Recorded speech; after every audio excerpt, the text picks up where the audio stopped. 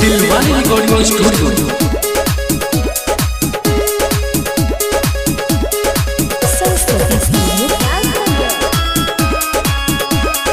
Music by Aman rock.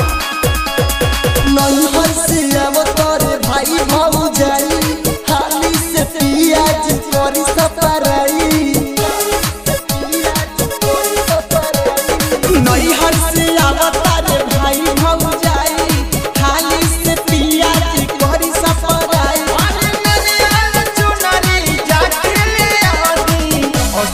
दरबार के मेला घुमा दी, सातो बहिनिया के दर्शन करा दी।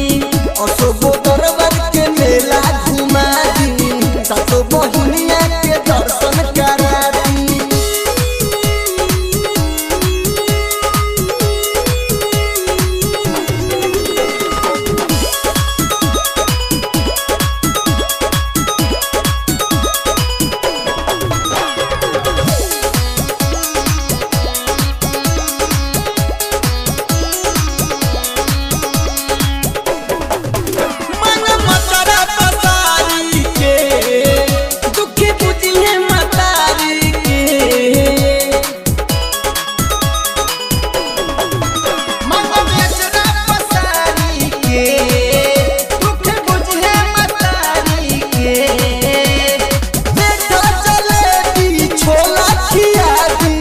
अशोको दरबार के मेला घुमा दी, सातो बहिनिया के दर्शन करा दी।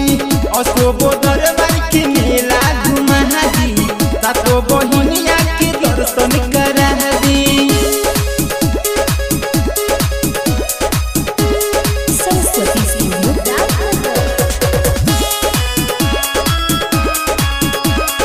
Music by Aman rock.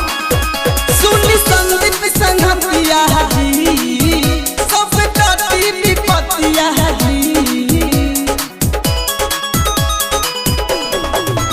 अमन अभिषेक संघपिया जी, कृष्ण मानिल बतिया जी। सनी लाल सोनू सरधा चुरा दी। अशोको दरबार के मेला घुमा दी, सातो बहिनिया के दर्शन करा दी। अशोको दरबार के मेला घुमा दी, सातो बहिनिया के दर्शन करा दी। दिलवाले रिकॉर्डिंग स्टूडियो पर तावल बजा।